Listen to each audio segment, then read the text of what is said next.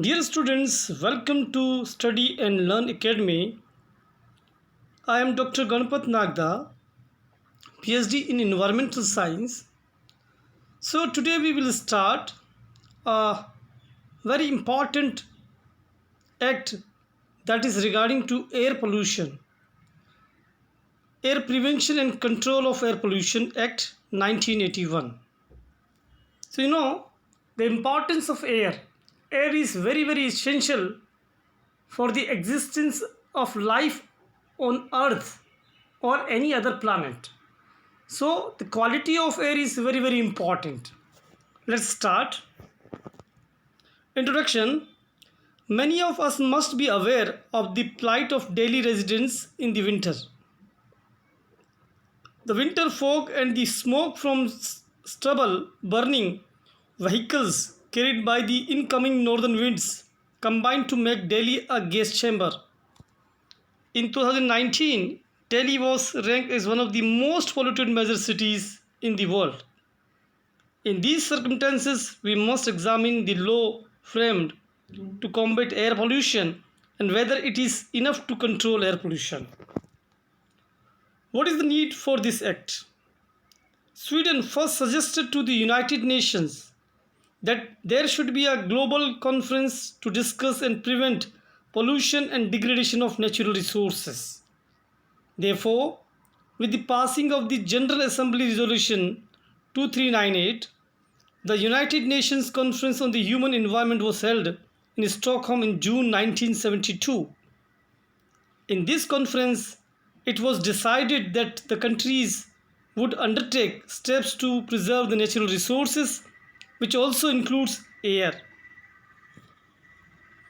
Accordingly, the Indian government enacted specific laws under Article 253 of the Constitution for the preservation of natural resources, and the law enacted for air preservation was the Air Prevention and Control of Air Pollution Act 1981.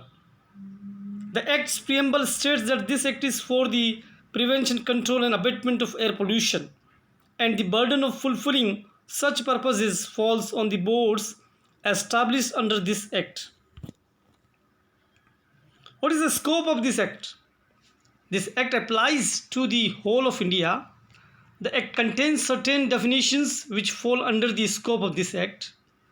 Knowing these definitions is important as they will help to understand what qualifies as per air pollution according to Indian law, so that air polluters can be punished under this act. What is an air pollutant and what is air pollution? Section 2A of this act defines air pollutant as any solid, liquid or gaseous substance that may be harming or injuring the environment, humans, other living creatures, plants or even property. Though a 1987 amendment, the noise was also included in the list of substances that are deemed to be harmful to the environment. Therefore, this act also process or the regulation of noise pollution.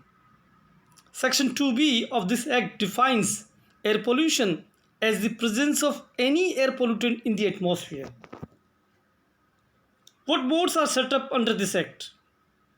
Section 2F classifies the boards to be set up under this act under two categories: central and state boards.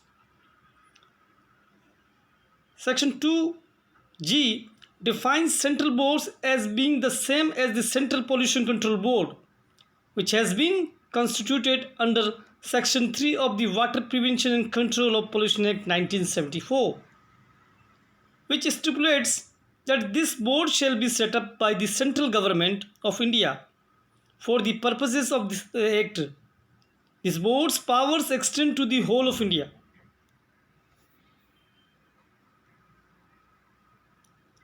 Other sections, that is in the case of union territories, the central board shall exercise the powers of the state board under that act, or it may even delegate these powers or functions to any person or body of persons. Section 2O defines state board as a board set up in those states where the Water Prevention and Control of Pollution Act 1974 is in effect and where the state governments have decided to set up these boards. This act also applies to states where the Water Prevention and Control of Pollution Act 1974 is not in effect. State board is the same as the State Pollution Control Board. Therefore, we observe that while the Water Prevention and Control of Pollution Act 1974 in the first instance applies to only those states in which it has been given effect, but the Air Prevention and Control of Air Pollution Act 1981 applies to the whole of India in the first instance. Now the constitution of the boards. Section 3 and Section 4 of this Act states that the appropriate powers and functions shall be given to the central board and the state boards respectively, and they shall exercise these powers and not go outside the ambit of these powers. Constitution of Central Pollution Control Board. Section 3 of the Water Prevention and Control of Pollution Act 1974 explains the constitution of the Central Pollution Control Board. It shall have a full-time chairman having special knowledge of and practical expertise in matters of environmental protection and having knowledge and experience in administering institutions dealing with such matters. This chairman will be nominated by the central government. It shall have a full-time secretary who shall have the qualifications, knowledge and experience of scientific, engineering and management aspects of environmental protection. The secretary will be appointed by the central government. It shall have not more than 5 officials nominated by the central government to represent that government. It shall not have more than 5 members nominated by the central government chosen from among the members of the state boards. It shall not have more than 3 officials who represent the interest of the fishery, agriculture or any other industry or trade which the government may think fit to be represented. It shall have 2 persons from the companies or corporations owned, managed or controlled by the central government nominated by that government. Constitution of State Pollution Control Board. Section 5(2) of the Act explains the constitution of a state board. A person nominated by the state government who has special knowledge and practical experience of dealing with issues related to environmental protection shall serve as the chairman of the State Pollution Control Board. This chairman may be whole-time or part-time.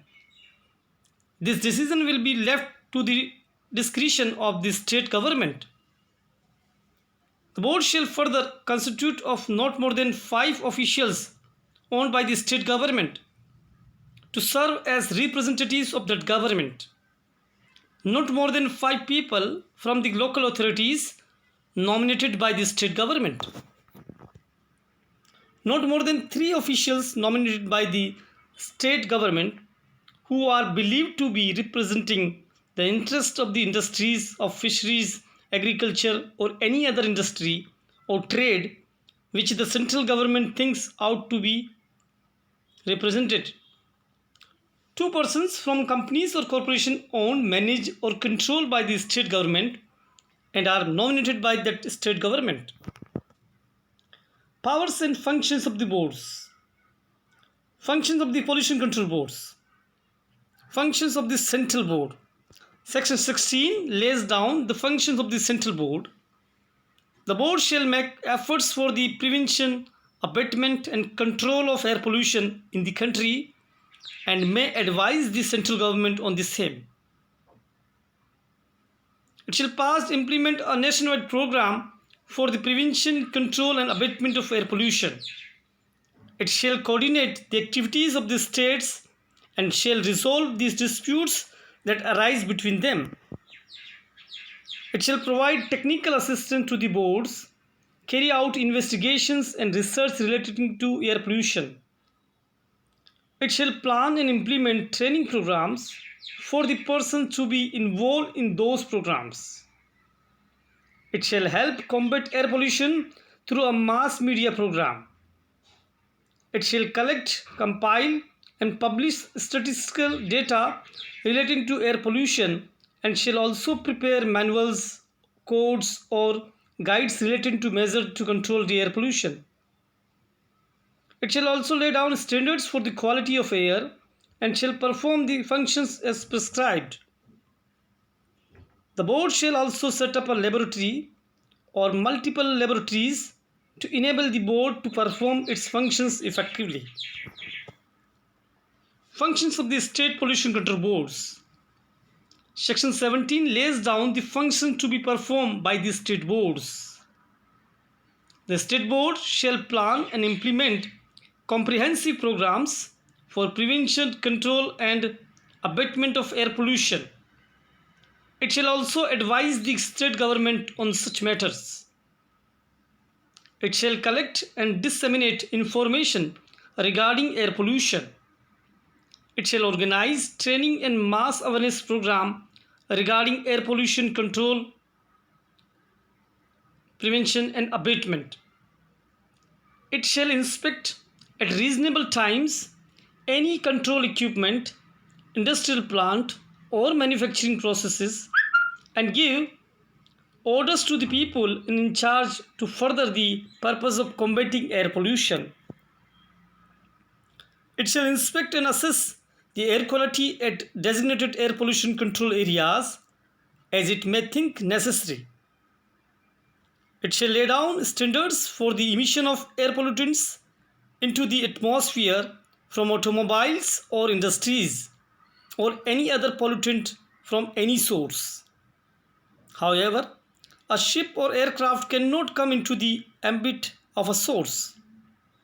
The state board shall also advise the state government regarding the suitability of any location which can be used for setting up any industry, keeping in mind the air quality which would be impacted if that industry is set up. The boards shall also set up labs in their states to enable the state board to perform its functions effectively. Powers of the boards. Power to give directions. Section 18 states that the central board shall follow the directions of the central government, while the state board shall follow the directions of the respective state governments. Where a decision of the central board and the state government directions are conflicting, the matter shall go to the central government for resolution. Where the central government thinks that a grave emergency has arisen due to the state board defaulting in complying with the board orders of the central board, then it can perform the functions of the state board. Section 31A prescribes that the central government may issue directions to any person, officer, or authority, and such party shall be bound to follow the directions. These instructions should be within the power and functions of the boards and include closure, prohibition, regulation of any industry, process, or operation, stoppage or regulation of supply of water, electricity, or any other service. Power to declare air pollution areas. Section 19 of the Act states that the state government, after consulting the state board, may declare an area, the state, as an air pollution area. The state government may also order for the extension or reduction of an air pollution area, or may even merge one or more areas to make a new pollution area or any part or parts thereof. The state government, after consulting the state board, may also by notification in the official gazette prohibit the use of any fuel or appliance that may cause or is likely to cause air pollution. The state government may also prohibit the burning of any material which is not a fuel if it causes or is likely to cause air pollution. This is also done after consultation with the respective state board. Power to give restrictions for ensuring standards for emissions from automobiles. Section 20 states that the state government may, after consulting the state board, issue instructions to the authority responsible for the registration of vehicles under the Motor Vehicle Act 1939, and such authority shall be bound to follow these instructions. This is done to ensure that the standards of emission prescribed under section 17(1)(g) are complied with. So this is all about the today's lecture. Thank you very much. Goodbye.